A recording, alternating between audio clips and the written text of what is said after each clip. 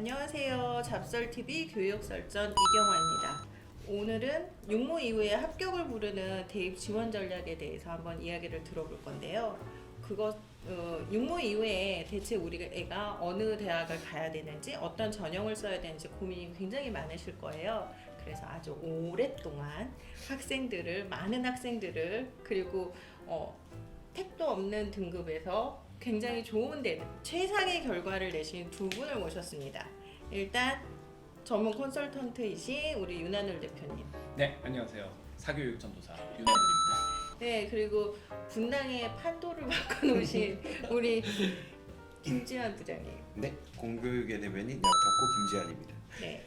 그래서 아무래도 저도 그랬지만 육모가 주는 중압감은 굉장히 큰 것 같아요. 그래서 육모 이후에 육모만 본다고 끝나는 게 아니잖아요. 6월 모의 평가, 그러니까 육모라 그러면 또 잘 모르시더라고요. 그래서 6월 모의 평가를 보고 난 이후에 가장 중요한 거는 아무래도 내가 지원할 대학과 학과, 그 다음에 이제 전형들을 골라야 되는 건데, 이 부분을 과연 전문가들은 어떻게 볼 것인가에 대해서 좀 궁금했어요. 그래서 일단 첫 번째 단계로 어디서부터 시작을 해야 되는지 두 분이 얘기해 주시면 될 것 같아요. 뭐부터 가야 되나요? 네, 일단 제일 중요한 건 수능에서 어느 정도 점수를 얻을 수 있는지를 가늠하는 게 가장 중요하지 않을까요? 네, 그렇죠. 그래서 뭐 계속 비슷한 점수대를 유지했는지, 아니면 정말 상승 곡선에 있는지, 아니면 떨어지는 패턴에 있는지, 그리고 아니면 어떤 취약한 부분이 있는지, 개선할 수 있는지, 이런 것들을 점검하는 게 가장 최우선일 것 같아요. 그거를 어떻게 준비하느냐에 따라서 수능 점수가 어마어마하게 달라지니까요. 네. 네. 그래서 저희도 이제 컨설팅 할 때 가장 프로세스가 몇 차례가 있는데 맨 처음에 시작하는 단계는 일단 수능 정시로 최종적으로 어디까지 갈 수 있냐. 모든 수시를 다 말아 드셨을 때, 네, 마지막으로 이제 버틸 수 있는 보루가 어디까지 있냐. 이걸 먼저 보죠. 그래서 일단 누울 자리를 보고, 네, 그 다음에 세팅에 들어간다. 이게 맞는 거죠. 네, 그래서 일단 수능 정시로 어디까지 갈 수 있는지를 보고, 거기에 따라서 이제 위아래로 보고, 이제 그 학생의 지원 전략이 뭐 안정이다. 그러면은 약간 이제 정시보다 조금 손해 본다 하더라도 무조건 붙어서 간다라고 하는 전략을 쓸 수도 있고요. 아니면 어차피 정시에서 이 정도 이상은 갈 건데 이 이상은 넣지 않겠다라고 하면은 상향 전략으로 가죠. 근데 대체적으로 보면은 상향 전략을 주로 많이 쓰고요. 예, 그래서 그 지원을 할 때 특히 이제 수능 모의 성적, 예, 육모 가지고 이제 진행을 많이 하죠. 근데 학생들이 보면은 항상 이제 수능 모의 성적은 자기의 그 만족감을 주지 않아요. 그렇죠. 그래서 더 잘할 건데. 그렇죠. 라는 이제 육모 얘기를 나온 할 거보다 거 훨씬 아니에요. 성적이 네. 오를 거예요라고 이야기를 해요. 그럼요. 네. 예, 그래가지고 여기까지 내가 올려놓을 테니까 거기에 맞춰서 수능 점수를 그쵸. 세팅을 해달라. 네, 그러면은 저는 항상 그렇게 얘기하죠. 실적을 가져오라.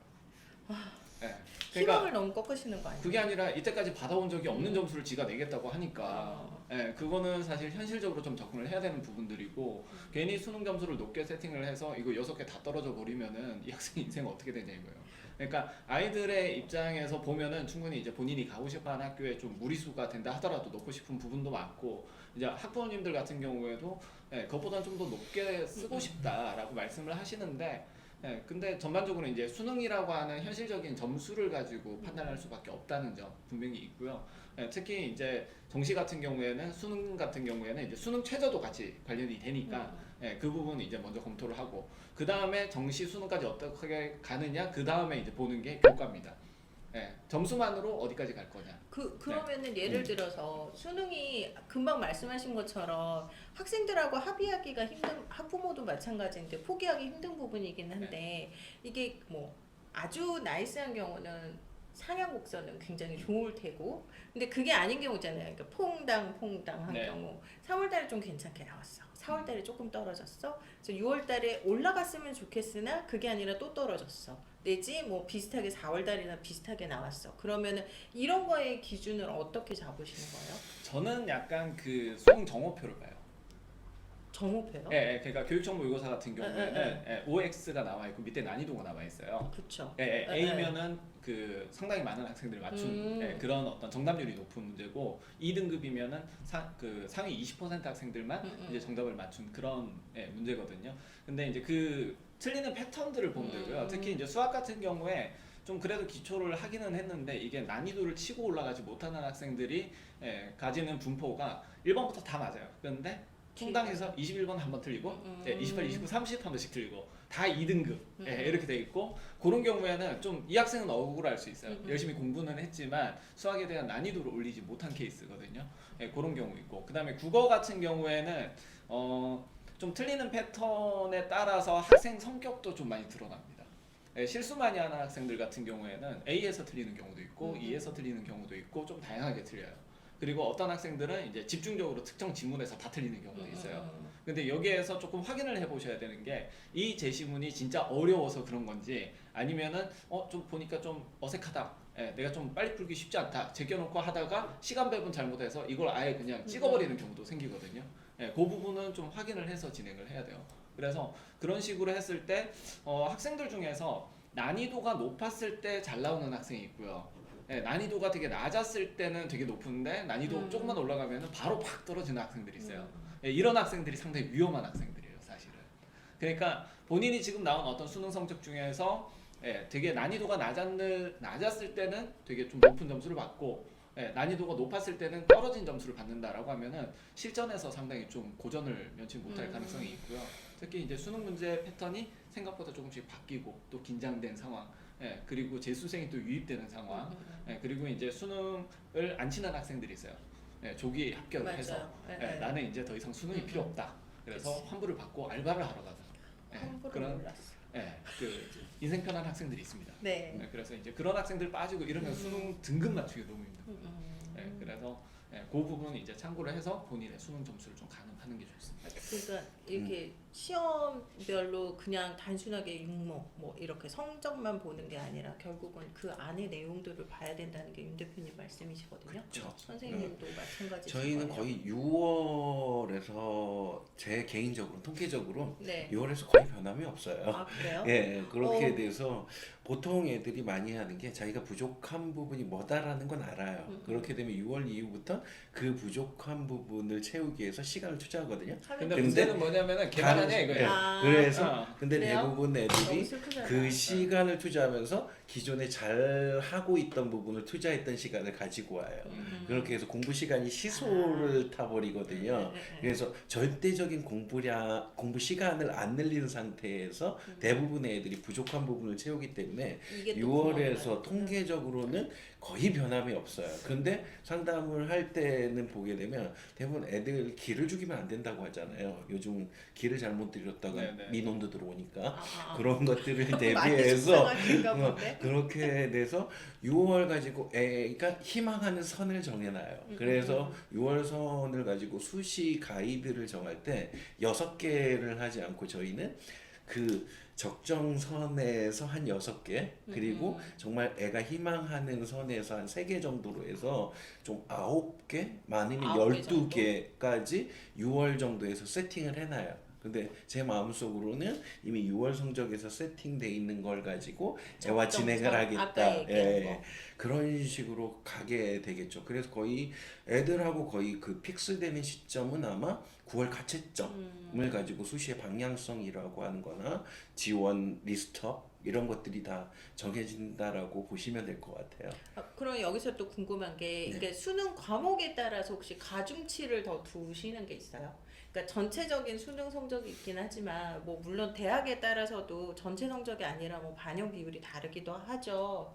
그래서 뭐 국어나 뭐 영어는 사실은 등급이니까 네. 절대 평가니까 그냥 제껴놓고 그 국어나 수학 그다음에 뭐 탐구 과목을 봤을 때 어느 것이 그래도 좀 가중치를 좀 더 둔다. 뭐 그런 게 있나요? 당연히 학생들 입장이나 저희 입장에서나 어떤 부분이 있기는 해요. 이과 같은 경우는 아무래도 수학이라고 하는 부분이 원하는 점수를 얻기 위해서 들어가야 될 절대적인 시간이 많이 드는 과목이잖아요. 그렇기 때문에 그거를 어느 정도 안정적으로 가지고 있느냐 안 가지고 있느냐가 되게 이과 애들을 상담하는 데서 가장 중요한 포인트가 돼요. 그리고 문과는 그 반대로 솔직한 얘기로 문과에선 1등급 수학을 받기는 힘들잖아요. 그렇게 돼서 대부분 2등급 전략을 하거든요. 상위권에서는. 그렇게 된다라고 하면 그거를 만회할 수 있게끔 국어에 조금 더 가중치를 둔다라고 볼 수 있을 것 같아요. 그래서 애들이 그 수능에서 과연 어느 정도 점수가 나올까를 보면 아마 이과는 수학을 중심으로 보고 문과는 국어 그리고 수학은 어느 정도 안정적인 2등급이 나오느냐 이걸 가지고 많이 판단하는 것 같아요. 저는 오히려 이제 과목별로 좀 쪼개서 보는 것 같아요. 네. 그러니까 과목별로 봤을 때 저는 수학은 좀 안정적이라고 보거든요. 그러니까 급격하게 올라가지도 않고 급격하게 떨어가지도 않고 대충 보면은 이 정도 수준이구나. 그러면 거기에 맞춰서 성적이 나오는 경우가 되게 많고 그 다음에 영어 같은 경우에는 워낙 평준화가 돼 있기 때문에 상위권 애들 같은 경우에는 거의 1등급을 찍는다라고 생각을 하고요. 국어가 가장 큰 문제가 되기는 하죠. 왜냐면은 국어는 당일 컨디션이 되게 중요한 과목이기도 하고 그 다음에 이제 9월부터 11월까지 어떤 시간을 보냈느냐가 가장 중요한 과목 중에 하나입니다. 그러니까 사과탕 같은 경우에는 항상 애들이 달고 사는 얘기가 아직까지 대비가 안 돼서 그렇지 공부하면 성적 잘 나올 거예요. 저 그 얘기 여쭤보려고 그랬어요. 절대 안 나오죠. 아 진짜?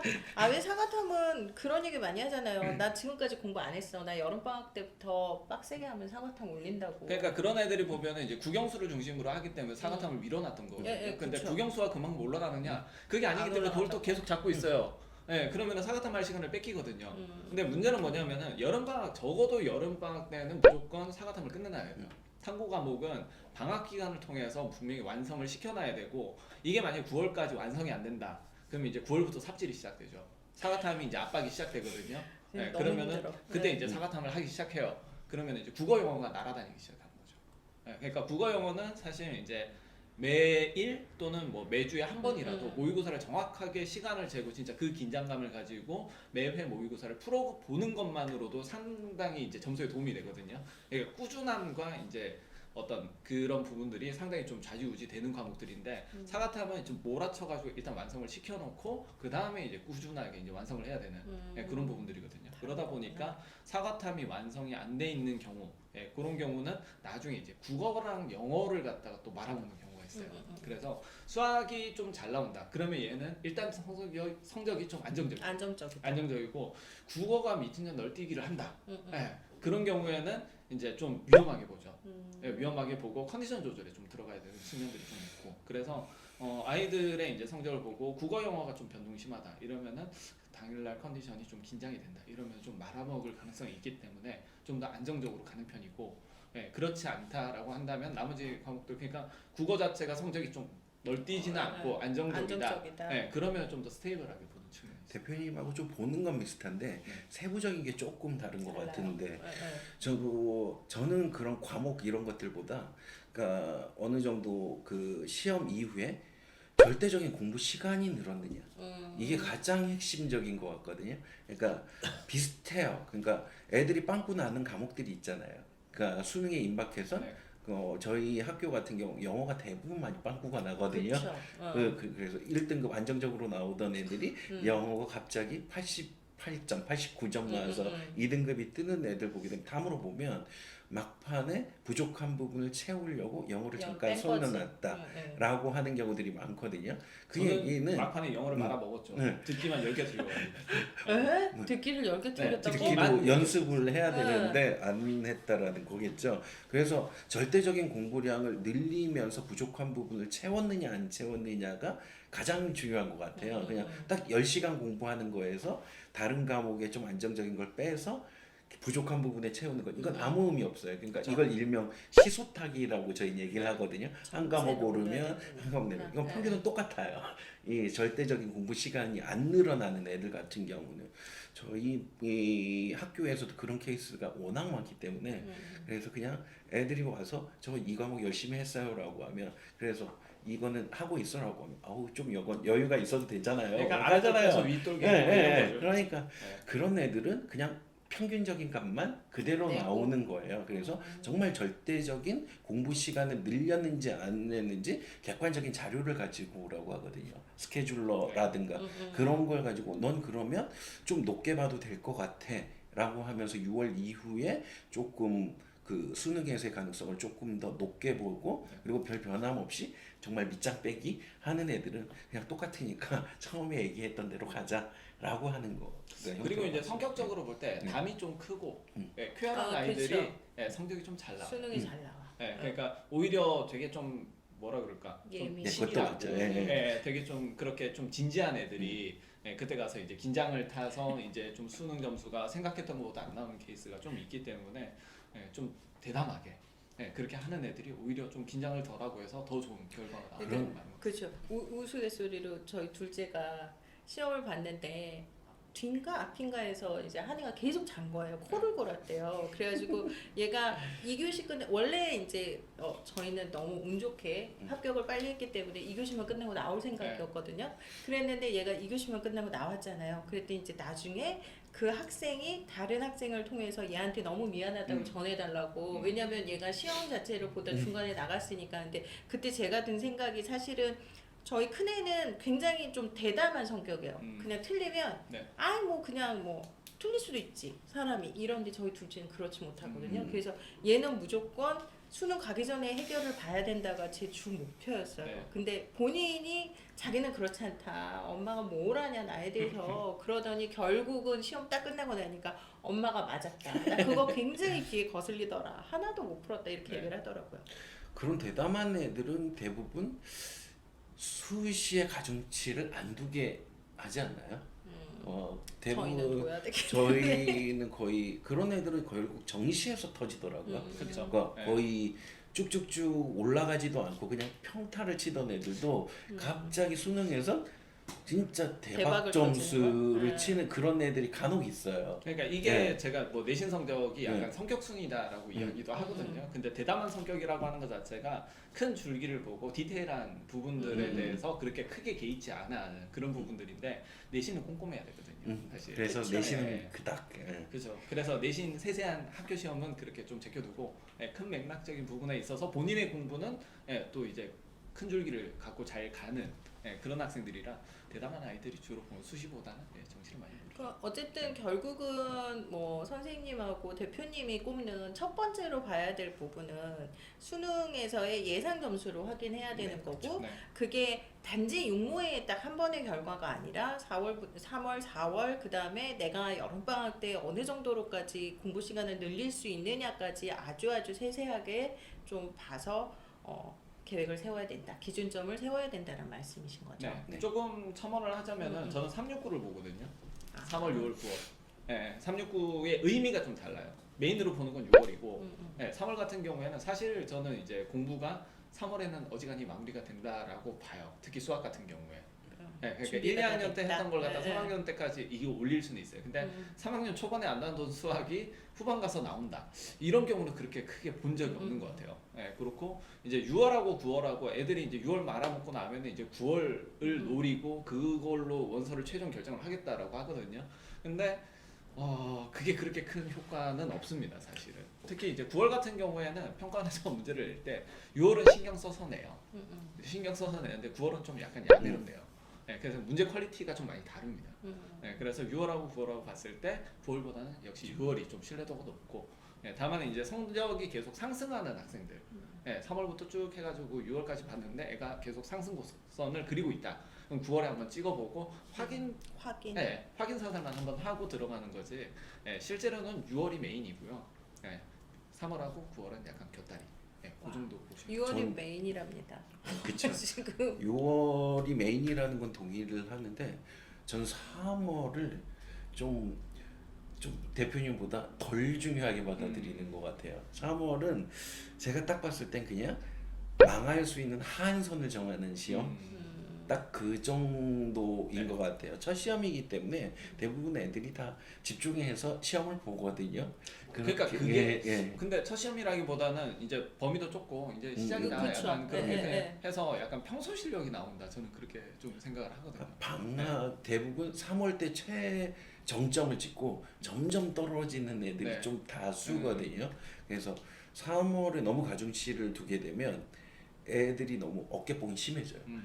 난 이 정도가 됐었던 앤데라고 하면서 네. 그만큼 겨울방학 때 했었는데 평상시에 그걸 안 하면서 점점 떨어지는 애들과 이 한 절반 정도 되는 것 같아요. 잘 보는 애들. 그렇기 때문에 좀 저희는 좀 담임 선생님들 입장에서 보게 되면 3월에 잘 본 거에 대해서 좀 가중치를 좀 안 두는 편에 해당이 돼요. 정말. 네, 내일이 육모인데 어쨌든 전략을 세우려면 육모가 제일 중요하답니다.